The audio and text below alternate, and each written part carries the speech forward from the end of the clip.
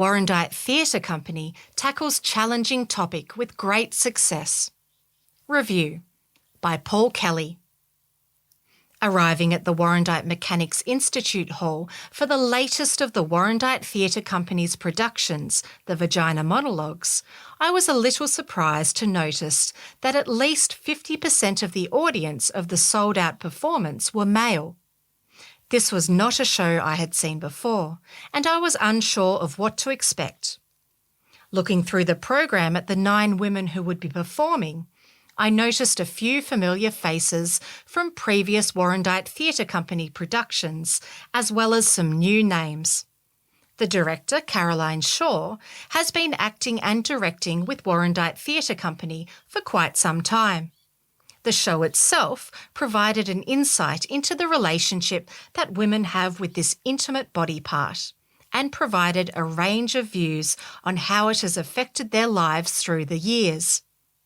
The show was written in 1996 after the playwright, Eve Ensler, interviewed about 200 women on their views about sex, relationships, and violence against women. This production, while remaining true to the original, has, with the author's permission, been brought up to date with some contemporary data and facts, and some direct references to Australia and even Warrandyte. It is a slick production, smoothly produced, with effective lighting and a simple and appropriate set design. The stage is set with a semicircle of chairs where each of the performers sit, and they all, individually, have their chance to tell their story, often introduced by one of the cast, who also provides some interesting and outrageous facts throughout the production. Each character delivers their monologue in a skillfully crafted show, while the rest of the cast watch on and react to what is being said. This appears to be, in many ways, a difficult piece to perform and to direct, as monologues are, by their nature, solo performances which are given in isolation, while in this instance being supported by the other cast members on stage. It was expertly handled, with each of the actors giving a high-quality and expertly directed performance, while managing to keep the entire audience engaged throughout the whole show. Every performance was excellent and well delivered, but for me there was one performer, Angel De Silva, whose monologue was directed and delivered in a way that stood out from the rest, as a more thought-provoking and challenging account. Some of the stories are funny, some have a tinge of sadness, some are very confronting, and some are a mix of all the above. Knowing that the stories have all come from interviews and are therefore based in truth is quite unsettling at times and challenging to listen to. But there is also a sense of fun, and many of the monologues made the audience laugh out loud.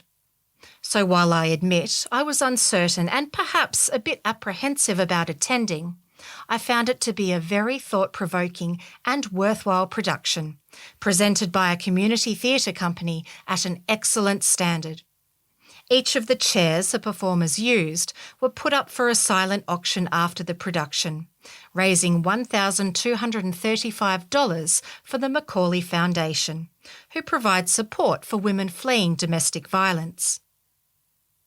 Coming up, the next outing for Warrandyte Theatre Company is The Father by Florian Zeller, an extraordinary play that captivated Paris, London and New York when it first ran. The Father offers a fascinating look inside the mind of Andrew, a retired dancer living with his adult daughter Anne and her husband. Or is he a retired engineer receiving a visit from Anne, who has moved away with her boyfriend? Why do strangers keep turning up in his room? And where has he left his watch? A touching, funny and worrying story, where The Guardian gave the London production a rare 5-star review, calling it the best play of the year in 2015. The Times described The Father as one of the best plays of the decade.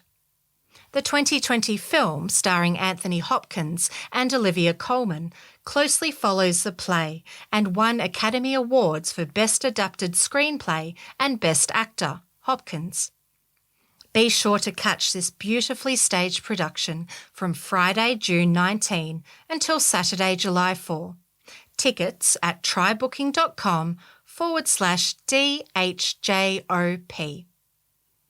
Then in August, Boing Boing takes flight.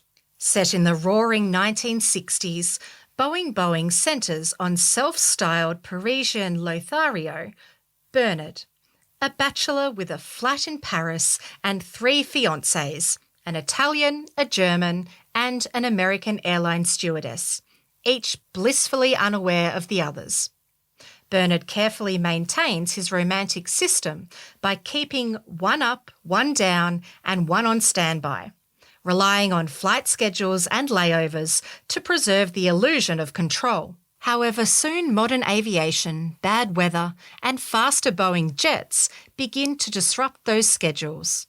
Bernard's carefully planned life unravels. Directed by Tegan de Klerk and Taron Johns, this fast-paced, chaotic comedy is sure to be a hoot. The year will be rounded out with The Curious Incident of the Dog in the Nighttime, adapted by Simon Stevens from the book by Mark Haddon. Christopher is a scientific and mathematical genius, and he's not yet 16. Gifted with numbers and scientific concepts, he doesn't understand people in the same way as most. Finding a neighbour's dog dead on the lawn, he is determined to find the killer and writes the story of this adventure and uncovers further mysteries. This truly original piece of theatre, directed by Adrian Rice, will open on November 20. This story was read by Rebecca Rose.